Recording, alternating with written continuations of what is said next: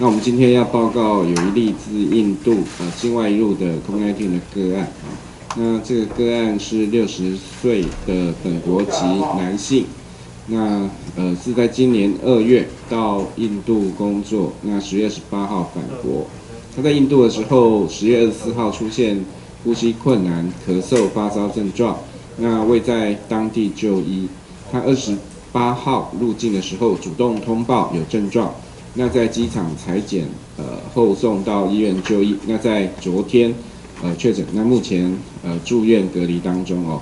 那同班机前后2排的乘客8人都列为居家隔离对象，但是外籍航空机组员11人都没有特别的防护，所以我们也列为居家隔离的对象啊。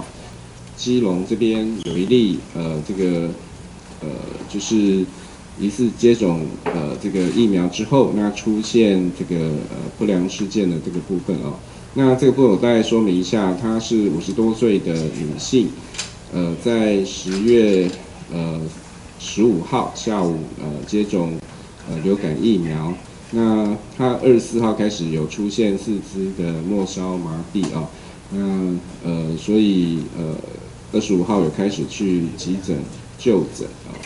那不过在他所以因为这个持续有出现一些味觉丧失、局部麻痹，还有背部酸痛的这个部分哦，所以有收住院。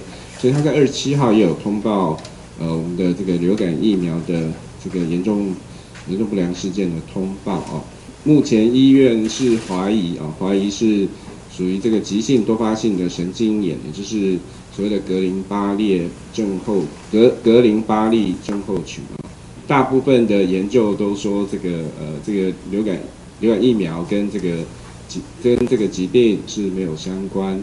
那大概只有一两个研究说是有微小的相关，但是就是说有关像类似这样的一个疾病，由于在台湾就是说每个礼拜大概会发生9起左右哦。所以到底类似像这个是接种疫苗之后发生的这个不良事件，那到底是不是跟这个疫苗接种是否有相关？那当然就是说还需要去做进一步的排除哦，比如说它有没有因为其他的病毒或是细菌感染所造成的啊？这个也是需要再做一下进一步的研究。